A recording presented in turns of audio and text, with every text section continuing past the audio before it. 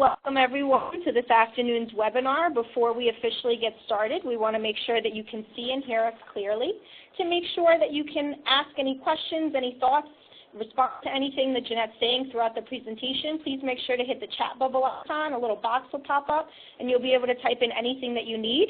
Please also feel free to let us know if you're having any trouble seeing or hearing us. You can let us know in the chat box as well. To make sure that you can hear us, click on the phone icon and dial in with the call-in information provided to you, or you can dial in via your audio on your computer. We strongly recommend dialing in by phone. Many people have issues dialing in with their computer audio, so we want to make sure that you can hear us and see us at all times. This is Teaching with Tech, Best Practices for All Teachers, facilitated by Jeanette Wolters-Lennon, Social Studies teacher and alumna of the class of 1992 for St. Joseph's College. My name is Taryn Katusian. I'm the Associate Director of Alumni Engagement for SJC Long Island. Along with myself today, your facilitators will be Paige Carbone and Lisa Galasso, our Director and Assistant Director of Alumni Engagement here at St. Joseph's College. And without further ado, I'd like to give you some information on your presenter. Her name is Jeanette Wolters-Lennon, class of 1992. Now, Jeanette has been teaching for over 26 years, and over 3,500 children have passed through her classroom. She still considers all of them her students. At Lindenhurst High School, she's taught all levels and subjects in social studies, from inclusion to college credit classes, from Global 1 to college and political science, and everything in between. She's been a push-in content instructor for the life skills students, which led her to pursue additional certification as a special education generalist. Jeanette has also branched out to other areas of education, including becoming an executive board member of the OWL Teacher Center, which services the districts of Lindenhurst, North Babylon, and Wyandanch here on Long Island. She is also the district's member of the Summer CSE Committee and develops professional development for the district, mentors new teachers, and has worked on the questions for the NYSTCE in English, Math, and Social Studies with NYSET in Albany. We just want to let you know that Jeanette will be presenting a lot of interactive content today and a lot of links. We can't necessarily get to all of them, so we will be sending you an interactive version of the presentation once the webinar is recorded and available on our website.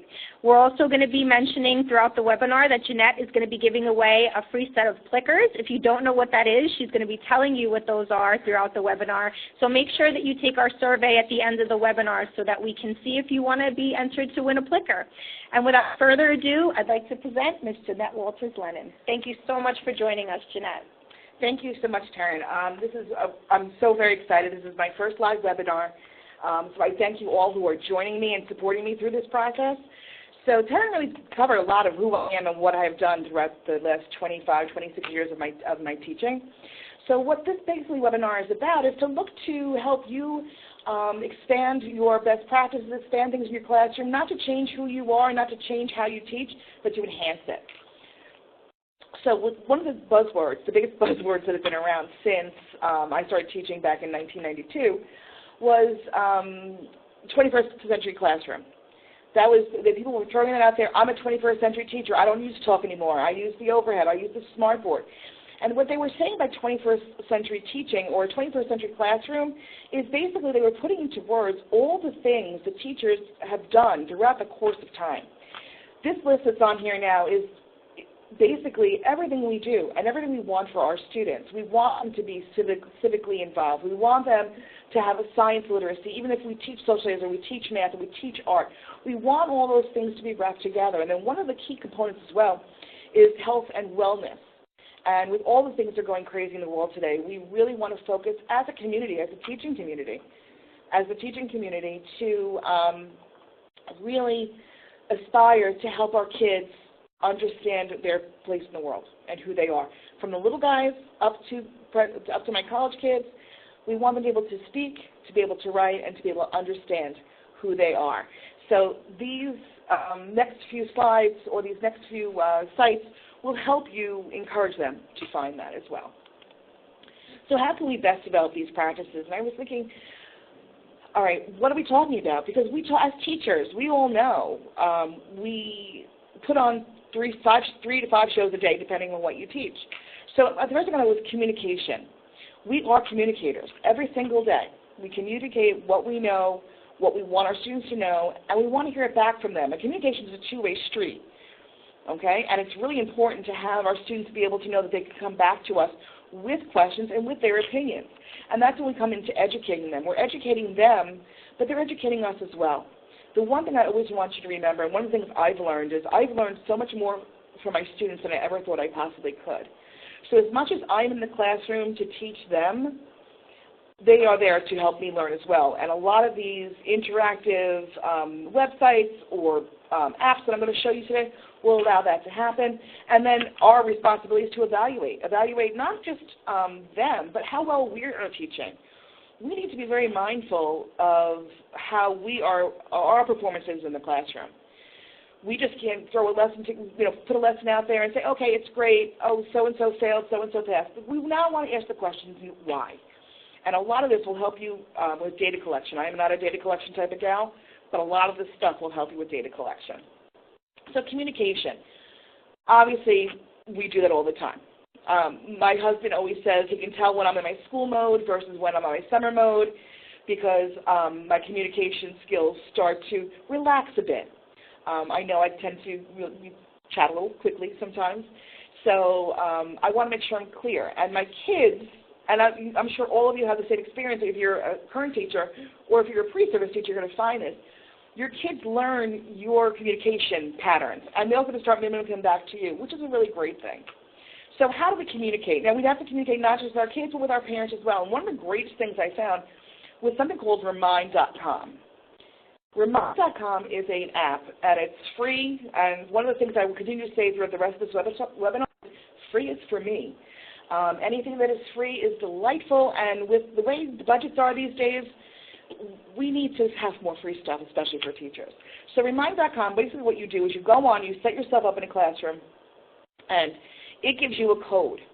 And what this code does is allows you to have the students, they text in on their cell phones, they put the code in, and you are now connected, and you can text back and forth with the students. You can do it as a whole class, or you can do it one-on-one. I'm going to show you the example of that in a second. But it keeps your anonymity. They don't have your cell phone number. You don't have their cell phone number, but it's a direct link. If you teach little guys, this is great for parental contact. And the best part is not giving out your own personal cell phone number, so it's not going to your cell phone, and parents are going to call you 24/7. It goes to the Remind app. So on my phone, I see the Remind app. I see two. That means I have two messages. And I go on there, and I'm able to answer them back. So here's the example. This is what it looks like when you pull it up. This is a picture from my iPad, actually. These are my classes over here on the side. Okay, I have two classes lined up here. I can join somebody else's class. I have the schools I attend. So this is one of my students, Brianna. Adore this child. But I wanted to show you because it has a little bit of everything they can do. So at the very top over here, I send this message out. I use this. You can also send out for not just remind them to take a test or, don't forget to bring in your lunch money or whatever it may be. So this is an assignment, extra credit. Take a picture of yourself watching one of the debates. And then I was able to send out a message so we can find them. And the kids come in and they want to, and the kids can send me back pictures. So here's Brianna. Well, you're not ready for this picture. Game on. So for fun, I send a picture of myself to them. Here, look at this. This is me over here, me and Donald Trump. And then right below it, she put on her Donald Trump shirt. She has her Trump sign. She's wearing a Trump mask. And what it was, it gets the kids engaged, and it gets them to watch something they probably wouldn't have watched before. A lot of my students told me that, because we're doing this, it was on, and my parents came in the room because they didn't understand what I was doing. They were like, why are you watching this? And then we sat down together as a family. So that was a really great thing as well.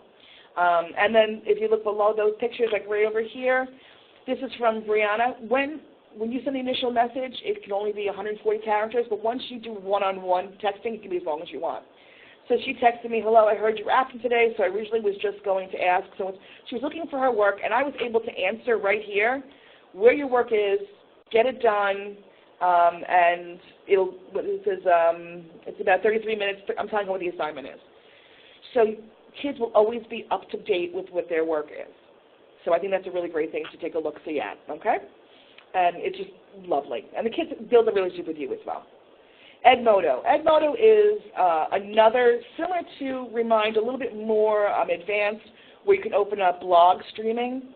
I don't particularly use Edmodo. I have used it in the past. I've been a student in a class that went through Edmodo, but I do have colleagues that are over the moon with Edmodo because the kids can talk to each other. They say it's easy, secure, and it opens up a dialogue. So this is something you want to do. Again, it's free.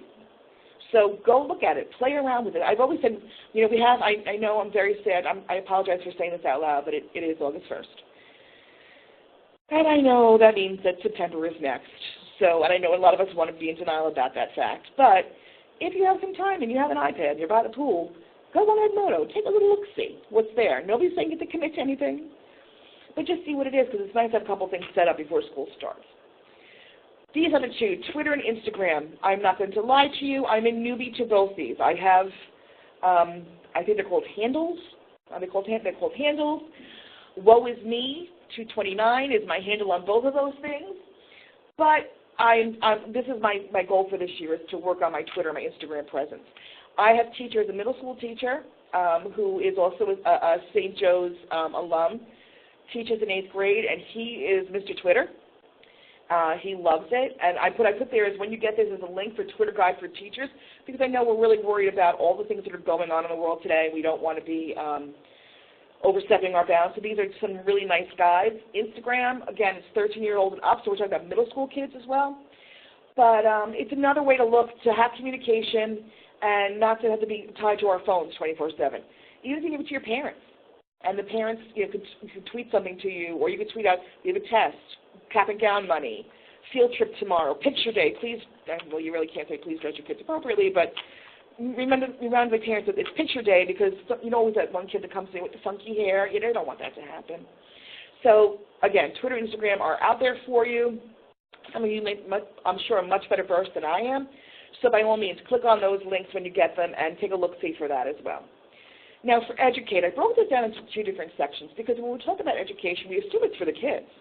Very, very important, because we are teachers and that's kind of our job. But we need to make sure we educate ourselves as well.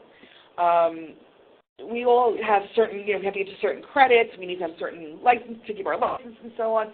But we really should do learning for us. And obviously, I'm preaching to a choir here, because it's August 1st, 4 o'clock in the afternoon, and you're listening to me.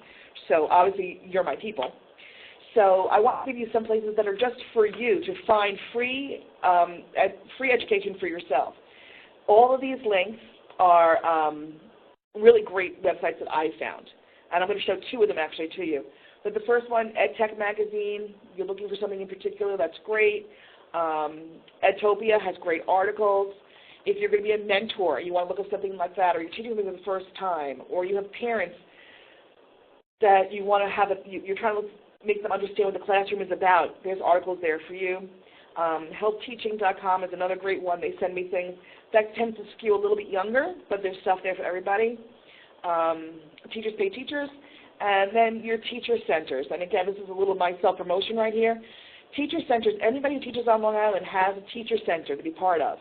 I'm not sure where you're all coming from, but what I did was, these are all the teacher centers that I can remember that are on the island for now. There might be a couple I may have missed. But what they do is they're there to provide you in-service credits. There's graduate credits there if you need it, usually at ridiculously reduced cost. You get your CETL hours there, and they're changing the modalities of how they present. It used to be everything was face-to-face. Now they have online. We're going to be pushing much more online content. They have blended, where some is online, some I see you, and then they have the traditional face-to-face. Nassau BOCES has phenomenal face-to-face. They do it at Hofstra University. They have the most amazing speakers, and for a whopping $20, you have amazing speakers, and you get breakfast and lunch. How can you go wrong? But they're there because they want to bring teachers in to make sure you're exposed to as much as possible. So each one of these you can click on. You can go to their center to see if that's part of you. If you have a question, if you want to email me later on, I can look to see what your teacher center is if you want to. And it doesn't matter what you belong to. Let's just say you are actually part of Subset Teacher Center, but the OWL Center is offering something you like. Come on, you can come. It's all right. As long as anybody can come. It's just a matter of registering and coming during the class. It's not like, oh my God, you're from Nassau County, you can't come here, or you're from the city, you can't come here. And everything is vetted. It's through the state, so all the hours that you accumulate there will be able to be used. This is EdWeb. Now, for those of you who may not either be in New York or on Long Island, rather, this is another great community. This is my homepage, and it has free hour-long webinars on a plethora of topics, that you can find anything. You watch it for the hour, 45 minutes. It's either going to be live. If you do it live, that's great. If not, they do have them recorded. And because they're practiced, and because they are approved by the state of New York, they're great for CETL hours as well. So you can get, they are approved a CETL provider, which is a huge thing, especially for those who are newly certified, or somebody like me who went for a second certification, and now I do need to get CETL hours in the next 5 years. So, and they send everything through your emails, and it's really great. And you pick out the categories that you want. Over here, it says My Communities. I have leadership on here. I have digital learning on here, amazing resources for educators. I have one. It's the Medal of Honor winners. Amazing, amazing information there and resources. And some of these things you can sign up for, and if you go to a webinar, you sign up for something else, they send you a myriad of information or free stuff, which is great. This is Teachers Pay Teachers. And a lot of people, when it first came out, shied away from it and said, I don't need somebody else to tell me what I'm doing. No, you do not need anybody else to tell you what you're doing. However, it's a really great resource if you're making up lessons in a new area that you never taught before, or you want to see something different. So what I do is, this is actually the long page. I cut it into 2 parts. This is, they have their trending, what's going on. This is all the grades they cover. They go pre-K all the way up to college, actually. Over here, all the different subjects. Prices. This is my favorite, free. See, free is for me. Okay, so that's my favorite one. But I have been known to pay $1 or $2 for a couple of these things. And they have all different types of resources as well. You want a worksheet, you want an assessment, games. It really is great. And they have resources just broken down for everything. This is my wish list. I'm starting to teach Ayn Rand's Anthem. I want to put it together with Allegory of the Cave. I want to put it together with something else. So I went to see what they had. And you can take parts of their lessons and put it together and create something else. And the best part is, once you create something else, you can put it on Teachers Pay Teachers, and you can get paid for it too. So free is for me, but I like to make money too. So that might be something we can look for in the future. A woe is me Teachers Pay Teacher page. Now we're educating for them, which is us too. Is it an amazing, amazing resource? They love to give free stuff away. So if you click onto the website, and right now, just so you know, the website's down, they're revamping it, because I went on to put something new on there and it's not there. But if you log in and you sign up, they'll send you a free DVD once or twice a year. I think it's once a year, and then you write a little blurb about it. The CDs are usually no more than a half an hour, maybe 40 minutes tops, but most of them are like 12 minutes, 17 minutes. And it covers all different categories. And they also have the teacher resource page that goes along with it. It comes in different reading levels. And the best part is they also do live streaming. So if you don't get the DVD you want, you can live stream a lot of their content as well. What we did was a bunch of us logged on together. We all opened our own accounts. We all picked different DVDs, and now we have this humongous DVD library. I use it a lot for economics, because economics is a subject that kids really don't want to get into, so I make it as visual as possible. But they have online quizzes. They send you the results, and they'll send you a current event article. I believe it's once a week. Twice. 2 free daily ones, that's right. And they're on 2 different reading levels. So if you have ENLs or ELLs students, or you have kids who have reading difficulties, or you have more challenging students who you need more intense content, it's really a great resource in this. So again, it's free stuff. So much is out there. Go check out but wait about a week, because like I said, the site's down. Newsela, I'm sorry, there's a lot of words on this slide. So Newsela is another great resource that is free. There is a version that the school can buy into. It's not an individual teacher buy into, but the stuff that teachers can use is great. It has an article. Like, say you want an article, you're a math teacher, you want a math article. They'll have the most current article on something that's fun with math. But the best part is it comes in different levels. So they're called Lexile levels. So a higher Lexile level would be for my 12th graders. It goes all the way down into like a 5th grade level, which is really great. They also now have content for little guys, like grades 2 through 6. I have not necessarily explored that, because that's not my purview, but it's something to look at. And the best part is that when you hand out articles to the kids, or you assign articles to the kids, because I do a lot of things electronic now, I can assign specific Lexile levels But when the kids open up and look at the article, it looks just like their neighbor next door. The pictures are the same. Usually the first sentences are the same, but it might be less numbers, less word count rather, or the higher one will have a more difficult reading level. It really works out really well because this way you're engaging all those kids. They all feel equal, and yet you're meeting them at their needs. That whole idea of differentiation, which I know is our next webinar, which I will be seeing that as well. But that's really a great thing to have in your back pocket. So that's Newsela. The Khan Academy. The Khan Academy, when it first came out, if anybody remembers it, or I'm dating myself, it really was just math. Well, 2006. Story is, his niece needed help with math. He did it on the phone. He said, why can't I do this for everybody? He makes amazing YouTube videos and has the best voice known to mankind, so it's just delightful to listen to them. So what I did was, I went on there and I started looking at their content for things other than math. And it was very limited. Well, the next slide, I want to show you that they've changed that. But I wanted to get your attention to the bottom right-hand corner. I literally got this email 3 days ago. They're now expanding to a Khan Academy for kids specifically. So if you have those little peanuts as what you're teaching, you have a whole new place to go. It's Khan Academy for kids that will just focus on the younger learner, which I think is something great. So I just wanted to throw that in there. That I literally got that 2 days ago. One of the great things, too, is when you sign up for a lot of these free sites, you get a lot of emails, and you get to know a lot of the content that's coming before anybody else does. And besides free, for me, I like to know things first. I'm like that. So this is the Khan Academy. At one point in time, it was just over here. That's all they had, a couple of these math things. Now if you look, it's holy Hannah. All this science, computing. I mean, this is what I use. I use it for, obviously, government and politics, and I use it for economics. I use a lot of these for economics.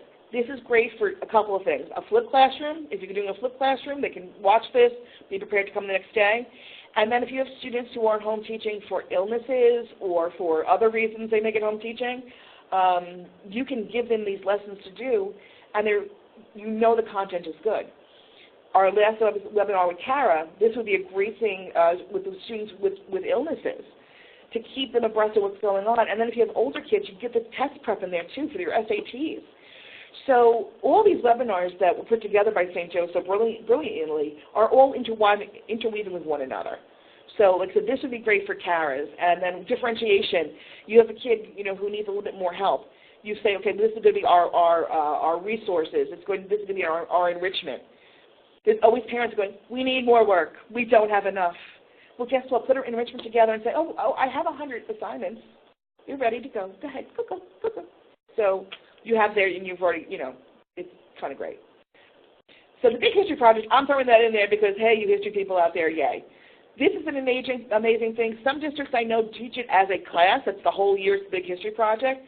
It is free. It has resources like you would not believe. It begins from, I think, dawn of time to present day. So it's an amazing, they intertwine literature and science and math, and it's just a wonderful, wonderful website to go to become a part of. You can blog on it. You can be part of their community. They want to know what you're doing with it.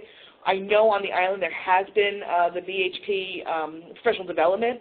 If anybody's interested in having some Big History professional development, drop me an email, and I can work that through one of our teacher centers and see if we can get somebody in. If there's enough call for it, we can run it. Not a problem. Okay, so that's my little shout out to my social studies people. Evaluate. So now how do we evaluate not just our students but ourselves as well? This is something, especially for a newer teacher, you're going to have your administrator saying, but how do you know? How do you know? Excuse me, how do you know what they learned? And when I do my post-observation, there's always a question, how do you know what they've done? Well, this is going to help you really put a period at that and pin it on the paper that nobody can question how they know.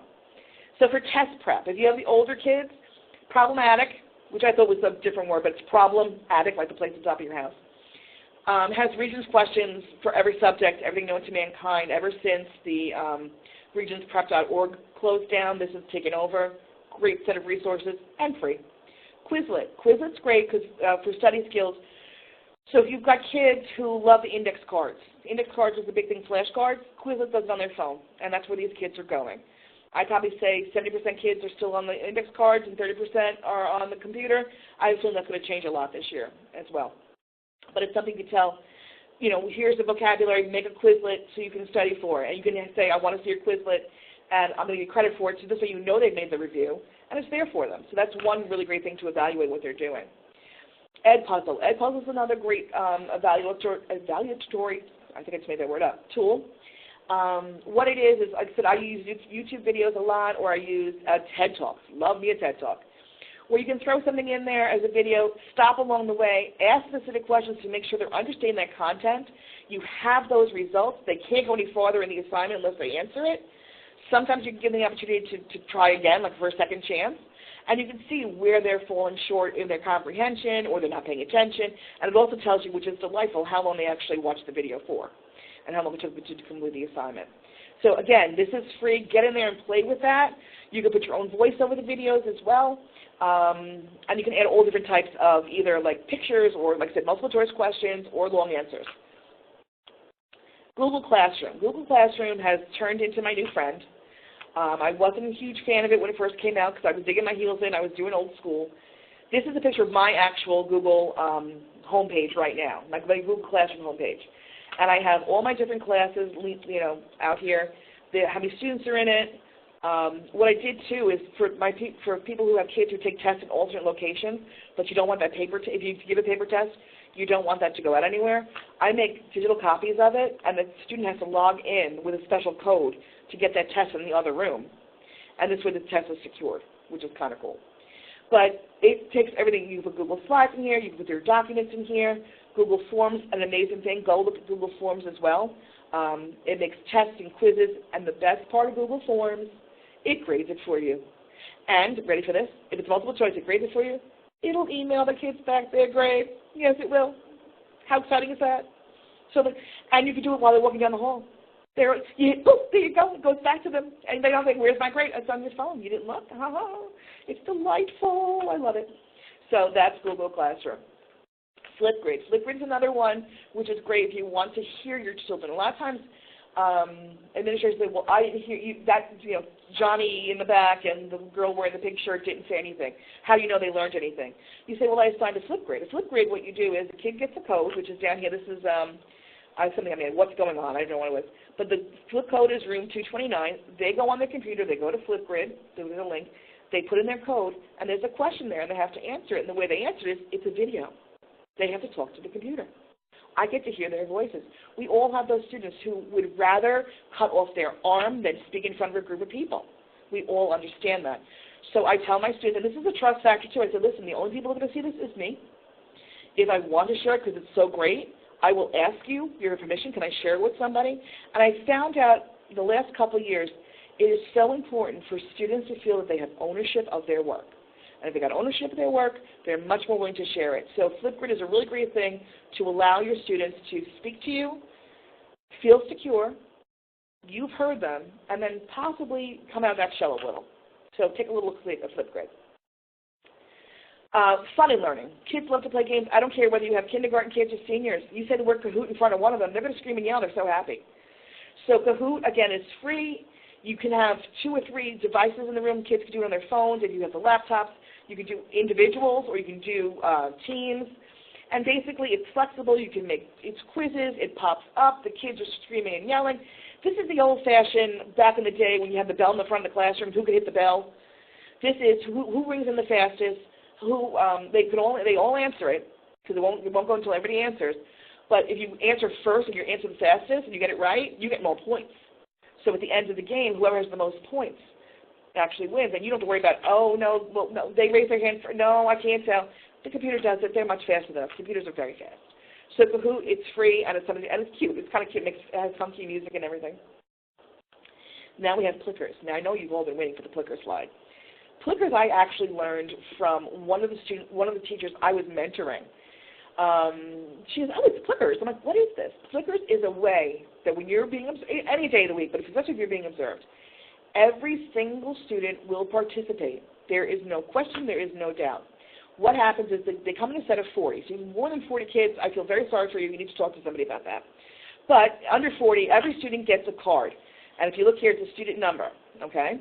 Every card this is actually the back of one of the cards. Every card is totally different, has a different barcode. This is a barcode, okay? So it tells you what student number this is student 1, A, B, C, or D, okay? And what I do is on the other side, I just put this, I number them on the front side too, so this way the nice big numbers because they're pretty small. On my phone, I have the questions projecting up on the board. I have my phone. They have a card. That's it. They don't need any other kind of device. The question's up on the board. They hold up the answer. So let's say the answer is B. They're going to hold the card up just as you see it. But let's say the kid got the question wrong. If they want, and they hold up A. A would be at the top of the card, so the card would be rotated. And they hold it up, and all I need to do is I take my phone. I have the app open. I literally scan the room, and as I scan my amazing phone, again, I'm not technology, but all we got, I scan the room. I could see in that instant number 1 who got it right and who got it wrong, because if they're right, it turns green. If they got it wrong, it turns red. The board behind me checks off that they've done it, and I won't go to the next slide until every single student puts up, and I get an answer from every single student in that room. So I just guaranteed myself 100% participation. And on the number side of it, the data side of it, once I get all my information, I can see, okay, they all got question number 5 wrong, or 20% got it wrong. I had to figure out why they got that question wrong. So when it goes to the next slide and they see their response, what they're actually seeing is a chart. Nobody knows who gave what answer. It doesn't say, oh, you got that question wrong or you got that question wrong. So kids become less afraid of attempting to answer a question because they're not afraid to make fun of them. That they go, oh, you got that question wrong, that was stupid. It's not going to happen.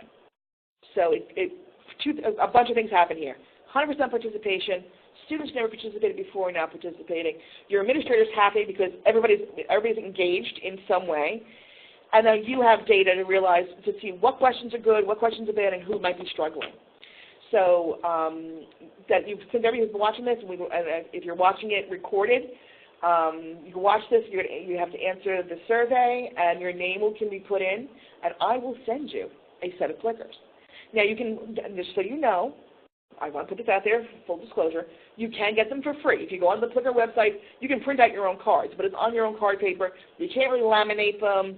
They get all flimsy and dirty, and the ones I'm going to send you are all laminated professionally, and you can wipe them down because you don't want germs on them, especially during flu and cold season. So they're very nice. They come in a little package, and I will send you a set of these Flickers that you can use at your leisure. So that is the last one for me. So if anybody has any questions for me, I would love to hear anybody have any questions for me. Jeanette, thank you so much for that amazing webinar.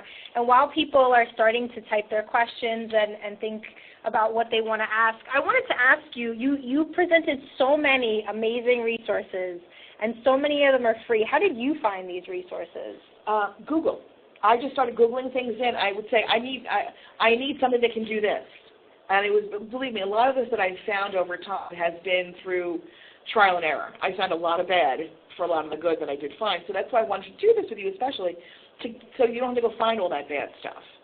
So that's what I did. Basically, I went to Google and said, I need to find something that can do this for me. Or I was fortunate enough to take another person's professional development that said, oh, you can try this or you can try that. So it's been really, that's how I find my stuff. And in terms of, teaching with tech, do you ever find instances or situations where tech is challenging for anything? And how do you navigate that? Do you still use it? What do you do? Oh, yes. It's going to happen. You have to be, and any teacher knows, you have to always have a plan B. You have to be ready to do something else. I had my Chromebooks for the first time this year, and we all log on, and the kids couldn't log on, and who couldn't do what, and I'm like, oh, this is just, So I really feel bad usually with the first class I try this with, because it's like, okay, we're going to do it again tomorrow, take 2. But you always have to have a plan B. You have to, and the best thing I have to say actually was when something doesn't work, and maybe it's just with the older kids, they appreciate to see that not everything is perfect, and that I'm having a hard time with it. And a lot of times they help me figure out what needs to be going on. So you try it. Like I said, I always try things by myself first to see if it's going to work. If it works, I come in and say, okay, we're going to do this. And because when you go to school, sometimes you have restrictions on the website. You can go on and you don't know about that ahead of time, and that's a little bit more difficult. But I say jump in both feet. If it doesn't work, you say, okay, guys, we'll do something else, and tomorrow we'll figure it out. If you're a teacher at any level and you feel like there's a piece of tech or a program or something that you really feel like will help your students succeed, what are your recommendations for how teachers can advocate for their students, even if it's a program, let's say $1,000 all the way up to $10,000? I have to say something. For most districts, they are very open to hear about bringing things into the district that will help the students. I know money's tight with everything, even with districts, but I'm very pleasantly surprised, because I never knew the finances of a district. I just go to my room and I'm very happy. But if you say to somebody, listen, we need to get this is A, B, and C, or this is a great program. A lot of times, one of the great things we have is our library media specialists. We'll go through them because they have the computer labs. So if I say, listen, Tina, this is how can we get this? Can we get this as a subscription? We have a plethora of resources through the school because of that. So you just have to be able to say, listen, be able to stand behind something. This is what it looks like. This is why I want it. This is the outcome. Try it over with your kids first, and then try to go to the next step. That's what I would suggest. Do you have any last thoughts or comments, Jeanette, that you'd like to leave us with? Just like I said, play with everything. The bottom line is you're great at what you do. That's why you're here. Make things easier for yourself. Don't reinvent the wheel. I tried doing that. It doesn't work. I tried it many, many times. But just be true to who you are. Don't try to teach like anybody else. Just try to teach like yourself, and then add things and just have fun. Teaching is more than just a job. It is definitely a calling. And if you're doing it, have fun with it. And it's okay for things not to work out. But if you find something great, please let me know. My email, Taryn will send you my email. So if you have a great site too, share. Teachers love sharing. They used to call it stealing, but now we call it sharing. So by all means, please share. And if you guys have any questions and you want to email me personally, please reach out. That's fine. That's great. I check my emails all summer, and this has been really a phenomenal experience. I do appreciate you all logging on today. We want to thank all of you who are joining us. We had over 20 people logged on in the summer in August, so we really commend you for that. We also want to let you know, as a reminder, we will be sending you this recording so that you can go ahead and click on all the links that Jeanette mentioned. And if you want to be entered to win the set of plickers that Jeanette wants to send you, please make sure in the survey you indicate your name and email so we can enter you in that contest. And the winner will be announced at noon on August 6th, which is Monday, immediately following this webinar next week. Thank you all for joining us, and have a great rest of your day.